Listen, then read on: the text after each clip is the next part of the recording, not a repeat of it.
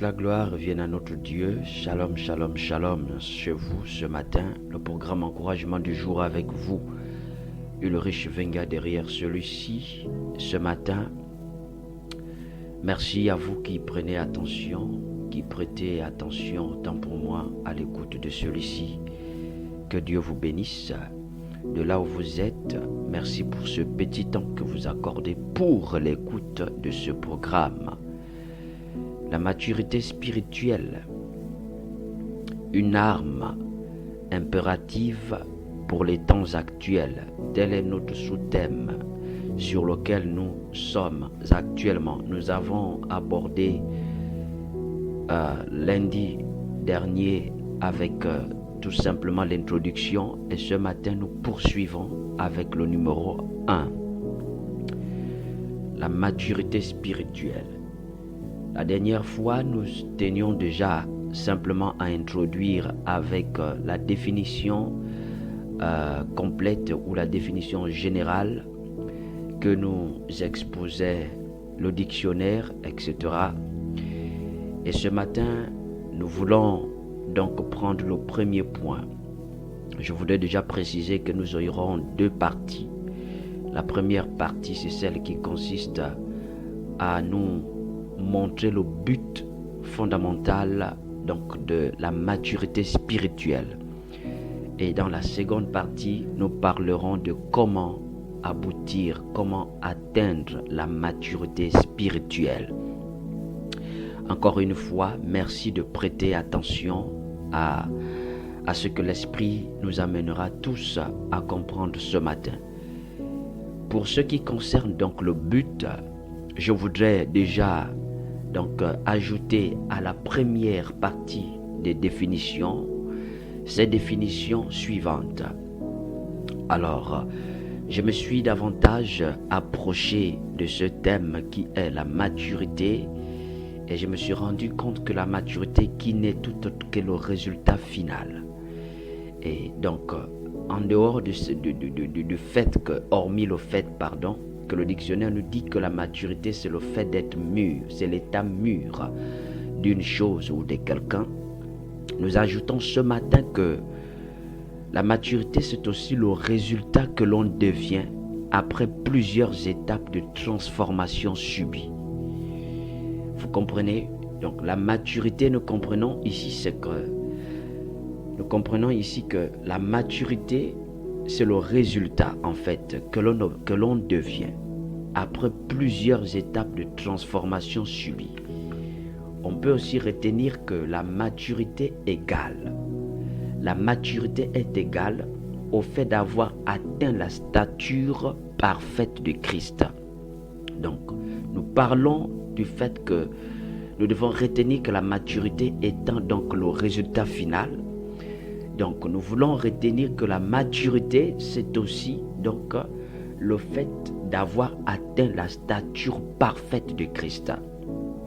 Nous pouvons aussi comprendre en d'autres termes que la maturité, c'est le fait d'avoir atteint le niveau. C'est-à-dire, quand on parle de la stature parfaite, ici, la maturité, c'est le fait d'avoir atteint le niveau que l'on appelle Christ. C'est ce niveau-là que l'on appelle la maturité.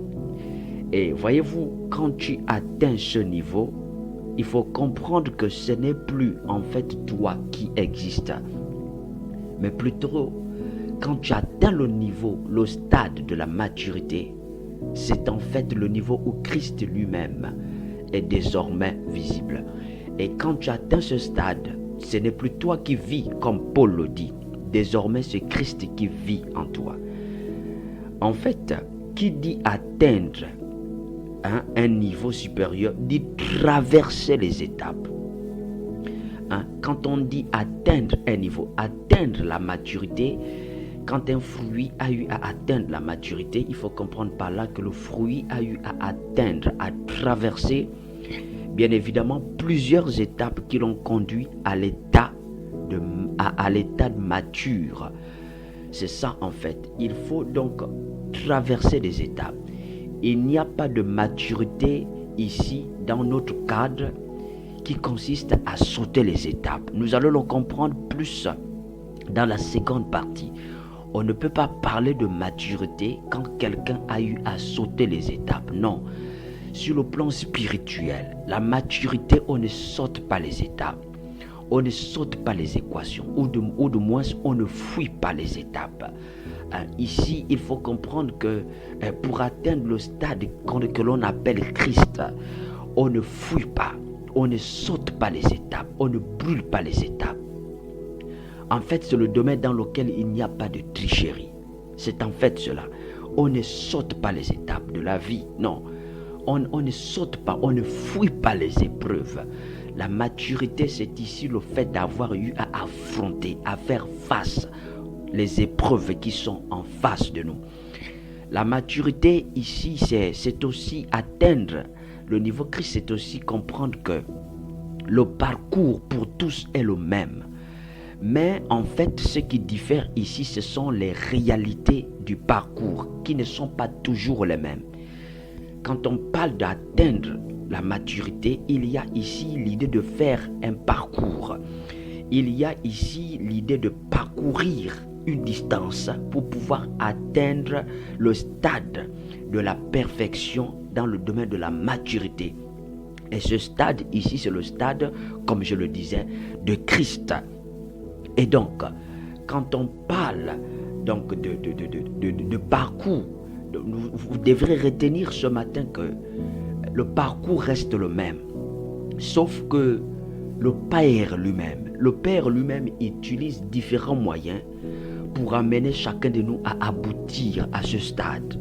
Je voudrais aller doucement comme ça pour permettre à chacun de comprendre exactement là où nous sommes en train de partir. En fait, Dieu garde le même parcours, mais les méthodes diffèrent. Les réalités diffèrent. C'est-à-dire que ce que celui-ci rencontre sur son parcours n'est pas forcément la même chose que moi de mon côté je rencontre dans ce même parcours. Pourquoi? Parce que Dieu a des objectifs à atteindre avec chacun de nous en rapport avec notre appel et notre destinée. C'est pourquoi ce que nous vivons ne fléchit pas forcément dans le même sens. Quand bien même les épreuves sont les mêmes, mais les réalités ne sont pas forcément les mêmes. Voyez-vous, à ce niveau, on peut avoir à rencontrer, donc je veux dire, les mêmes épreuves. On peut avoir à rencontrer les mêmes épreuves. Mais ici, ce qui va nous distinguer, c'est en fait notre attitude face à ces dernières. C'est la manière dont nous avons à gérer ces épreuves pour chacun de nous, en fait, qui révélera notre niveau de maturité. Le problème ici, ce ne sont pas des épreuves. Pour pouvoir révéler ou identifier le niveau de maturité de chacun, il va falloir regarder à l'attitude que chacun manifeste quant au fait de gérer, quant à ce fait qui est lié à la gestion des épreuves. C'est-à-dire que notre niveau de maturité est examiné à partir des épreuves. Comment faire pour pouvoir étudier, pour pouvoir déterminer le niveau d'un tel frère, d'une femme ou d'un homme de Dieu? C'est quand il arrive à gérer ces épreuves. Ce sont des épreuves qui mettent à nu notre niveau de maturité. C'est pourquoi deux personnes peuvent être soumises à une même épreuve, mais leur attitude, l'attitude de chacun d'eux va en fait, l'attitude de chacune de personnes sera déterminée par son niveau de maturité. Le comportement tout au long de l'épreuve sera déterminé par ce que la personne a eu à apprendre. C'est-à-dire c'est son niveau de connaissance qui va déterminer sa stabilité. Soit il serait stable, soit il serait perturbé tout au long de l'épreuve. C'est cela. C'est pourquoi nous devons retenir donc que notre niveau de maturité sera toujours mis à l'épreuve en rapport avec les épreuves, sera toujours mis en examen, en rapport avec les épreuves que nous traversons. Les épreuves, les situations sont là pour pouvoir mettre à nu, pour pouvoir nous amener à connaître à quel niveau nous nous situons sur le plan spirituel dans ce que nous parlons ce matin, c'est-à-dire de la maturité.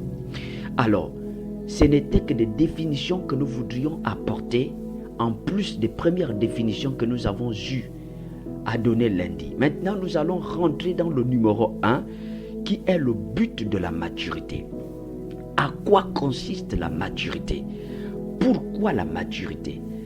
À quoi nous amène, à quoi nous procure la maturité? Nous prenons donc Éphésiens 4. Pourquoi la maturité?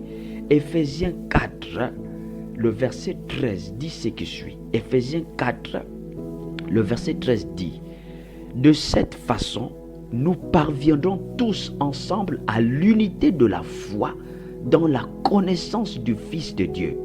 Nous deviendrons des adultes dont le développement atteindra la stature parfaite du Christ. Alors, c'est quoi le but de la maturité? Permettez-moi d'évoluer, comme je le disais, d'abord doucement pour nous permettre de faire asseoir la pensée de la seconde partie. À quoi consiste la maturité? Le but de la maturité, c'est de nous amener à atteindre le stade de Christ, la stature parfaite de Christ. Et quand on atteint la stature parfaite, souvenez-vous que notre thème c'est la maturité spirituelle, une arme impérative pour les temps actuels. Et quand on parle des temps actuels, on voit là le chrétien qui est dans le monde et qui fait face aux réalités du monde. Ok? Donc je disais que le but, retenez que dans le numéro 1, le but de la maturité, c'est de nous amener à atteindre la stature parfaite de Christ. Et pourquoi atteindre la stature parfaite de Christ?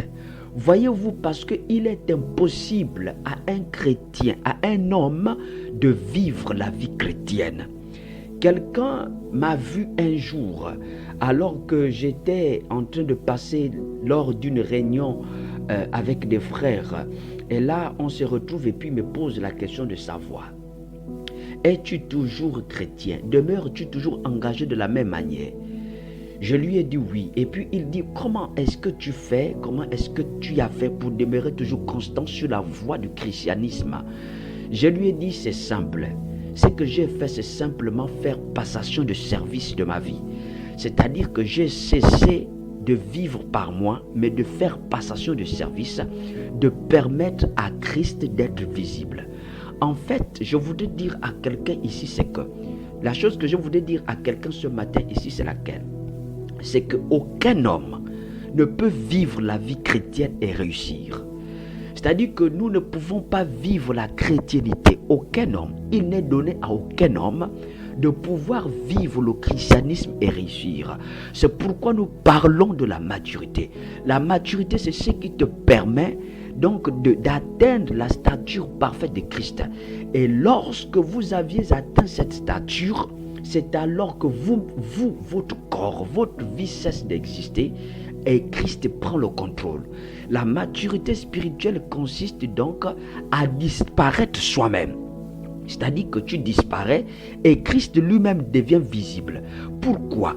Parce que sans Christ, il est impossible de vivre dans ce monde étant que chrétien, en faisant face à l'injustice, à tout ce qui est mauvais, à la corruption, à la tentation, toutes ces choses. Écoute-moi, tu ne pourras pas tenir dans ce monde doté de temps de pression.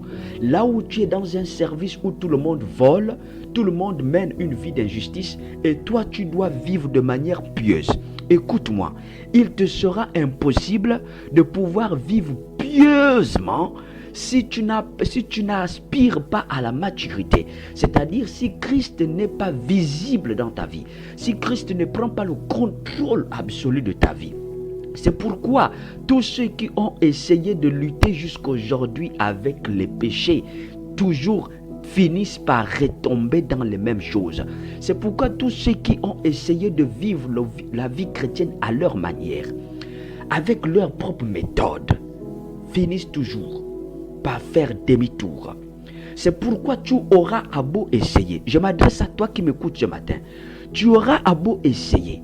Tout ce que tu fais, tu essayes de sortir de cette mauvaise vie, mais tu n'arrives pas. Pourquoi? Parce que le christianisme ne se vit pas avec nos méthodes. Le christianisme se vit en permettant à Christ de venir vivre lui-même le christianisme. Comment faire pour pouvoir vivre la vie chrétienne? La vie chrétienne, ce n'est pas la religion, c'est la vie de Christ en nous. C'est-à-dire c'est Christ vivant en nous. Et pour pouvoir supporter aux tentations, pour pouvoir supporter, pour pouvoir survivre dans un monde où règne l'injustice, la corruption, là où les autres sont obligés de tomber, là où les autres sont obligés d'accepter l'injustice, là où les autres sont obligés d'accepter d'aller de l'autre côté pour pouvoir garder le poste de travail. Là où les autres sont tombés, là où les autres se sont courbés pour pouvoir ramasser des clés pour conserver des postes, là où certains ont détourné, là où certains ont laissé tomber leur identité. Tu ne pourras pas tenir si seulement et seulement si Christ en toi devient visible. C'est-à-dire que c'est quand toi seul tu pourras pouvoir, c'est quand tu pourras atteindre la stature parfaite de Christ. C'est quand tu vas aspirer à la stature parfaite de Christ. Tant que Christ n'est pas parfaitement visible dans ta vie, mon frère, ma soeur, tu tourneras toujours en rond avec ta même vie, avec tes mêmes péchés, avec tes mêmes combats de tous les jours. C'est-à-dire que tu auras à beau faire, tu reviendras toujours au point de départ. Pourquoi? Parce qu'aucun homme ne peut vivre le christianisme. Il n'y a que Christ qui peut venir vivre le christianisme en nous. C'est donc quoi le but de la maturité? Le but de la maturité, c'est de permettre à Christ d'être visible pour pouvoir nous amener à tenir dans ce monde rempli de tant de vices. Voilà. Si tu m'as saisi ce matin, je voudrais donc te demander de garder l'écoute pour la suite et de retenir simplement qu'il est impossible de vivre dans ce monde, de vivre dans les temps actuels, là où il est impossible, là où ça devient encore de plus en plus difficile de marcher dans la sainteté, d'avoir une vie de sanctification. Là où vous voyez des gens qui ont pris des engagements et qui arrivent à les tenir jusqu'au bout, parviennent à le faire. Ça devient de plus en plus difficile. Nous sommes parvenus au moment où, mon frère, où même prier devient difficile, ou même garder ses principes spirituels devient difficile. Pour y parvenir, quand tu es au travail, pendant que les autres volent, tu es là et puis ça te dépasse. Les autres mettent la main ici, certains mettent la main ici. Et là, toi aussi, tu es tenté à le faire. Je voudrais te dire, les autres sont tombés parce qu'ils ont négligé ce principe. Alors ce matin, je t'encourage à mettre en valeur le principe de la maturité spirituelle. Aspire à la maturité spirituelle, de sorte que là où les autres tombent, que tu demeures intègre avec Dieu. Pourquoi? Si tu n'arrives plus à tenir de là où tu travailles, de là où tu vis, de là où tu apprends, avec cette vie, avec cette tentation, il n'y a qu'une seule chose à faire. Souviens-toi que le but de la maturité, c'est d'amener Christ à être visible. Et c'est quand Christ est visible qu'à ta place, c'est désormais Christ qui vit en toi, de là où tu te trouves, là où tu ne peux pas supporter. Christ vivra pour toi. Que Dieu te bénisse. Gardez l'écoute pour la seconde partie. Shalom, shalom et excellente journée chez vous.